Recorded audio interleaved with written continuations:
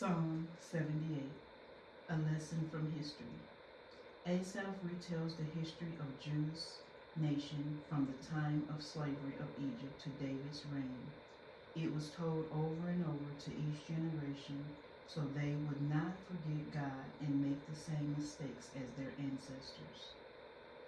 O my people, hear my teaching. Listen to the words of my mouth. I will open my mouth in parables. I will utter things low, which we have heard and known, what our fathers have told us.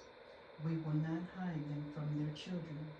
We will tell the next generation the praiseworthy deeds of the Lord, his power and the wonders he has done. His decreed statutes for Jacob and established the law in Israel, which he commanded our forefathers to teach their children. To the next generation they will know him, even the children yet to be born, and they in turn would tell their children. Then they would put their trust in God and would not forget his deeds, but would keep his commands. They would not be like their forefathers, a stubborn and rebellious nation, whose hearts were not loyal to God, whose spirits were not faithful to him. The men of Ephraim, though armed with bows, turned back on the day of battle. They did not keep God's covenant and refused to live by his law. They forgot what he had done, the wonders he had shown them. He did miracles in the sight of their fathers in the land of Egypt, in the region of Zon. He divided the sea and led them through.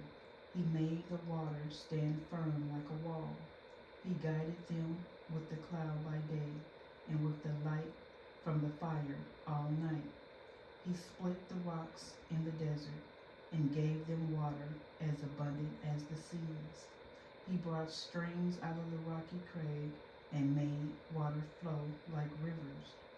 But they continued to sin against him, rebelling in the desert against the Most High. They willfully put God to the test by demanding food they craved. They spoke against God, saying, "Can God spread a table in the desert?" When he struck the rock, water gushed out, and streams formed abundantly. But can he also give us food? Can he supply meat for his people? When the Lord heard them, he was very angry. His fire broke out against Jacob, and his wrath rose against Israel. For they did not believe in God or trust in his deliverance. Yet he gave a command to the skies above and opened the doors of heaven. He rained down manna for the people to eat. He gave them grain of heaven. Men ate bread of angels. He sent them all food they could eat. He let loose the east wind from the heavens and led forth the south wind by his power. He rained meat down on them like dust, flying birds like sand on the seashore. He made them come down inside their camp, all around their tents. They ate till they had more than enough, for he had given them what they craved. But before they turned from the food they craved, even while it was still in their mouth, God's anger rose against them. He put to death the sturdiest among them, cutting down the young men of Israel. In spite of all this, they kept on sinning. In spite of his works, they did not believe. So he ended their days of brutality and their years in terror. Whenever God slew them, they would seek him. They eagerly turned to him again. They remembered that God was their rock, that God Most High was their Redeemer. But then they would flatter him with their mouths, lying to him with their tongues. Their hearts were not loyal to him. They were not faithful to his covenant. Yet he was merciful. He forgave their iniquities and did not destroy them. Time after time he restrained his anger and did not stir up his full wrath. He remembered that they were but flesh, a passing breeze that does not return. How often they rebelled against him in the desert and grieved him in the wasteland. Again and again they put God to the test. They vexed the Holy One of Israel.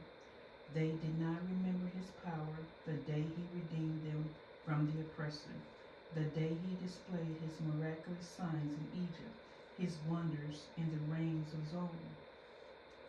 He turned their rivers into blood. They could not drink from their streams. He sent swarms of flies that devoured them and frogs that devastated them. He gave their crops to the grasshopper, their produce to the locust. He destroyed their vines with hail and their sycamore figs with sleet. He gave over their cattle to the hail, their livestock to the bolts of lightning. He unleashed against them his hot anger, his wrath, indignation, and hostility, a band of destroying angels. He prepared a path for his anger. He did not spare them from death, but he gave them over to the plague. He struck down all the firstborn of Egypt, the first fruit of manhood in the tents of Ham. But he brought his people out like a flock. He led them like sheep through the desert. He guided them safely, so they were unafraid. But the sea engulfed their enemies. Thus he brought them to the border of his holy land, to the hill country his right hand and taken. He drove out nations before them and allotted their lands to them as an inheritance. He settled their tribes of Israel in their houses. But they put God to the test and rebelled against the Most High. They did not keep his statutes. Like their fathers, they were disloyal and faithless and unreliable as a faulty bow. They angered him with their high places. They aroused his jealousy with their idols. When God heard them, he was very angry. He rejected Israel completely. He abandoned the tabernacle of Shiloh, the tent he had set up among men. He sent the ark of his might into captivity, his splendor into the hands of the enemy. He gave his people over to the sword. He was very angry with his inheritance. Fire consumed their young men, and their maidens had no wedding songs. Their priests were put to the sword, and their widows could not weep. Then the Lord awoke as from sleep, as a man wakes from the stupor of wine. He beat back his enemies. He put them to everlasting shame. Then he rejected the tents of Joseph.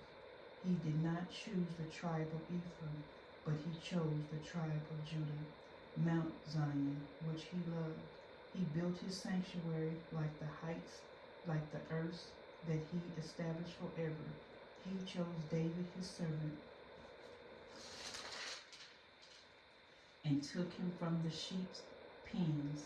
From tending the sheep he brought him to be the shepherd of his people Jacob of Israel, his inheritance. And David shepherded them with integrity of heart, with skillful hands he led them. Psalm 78.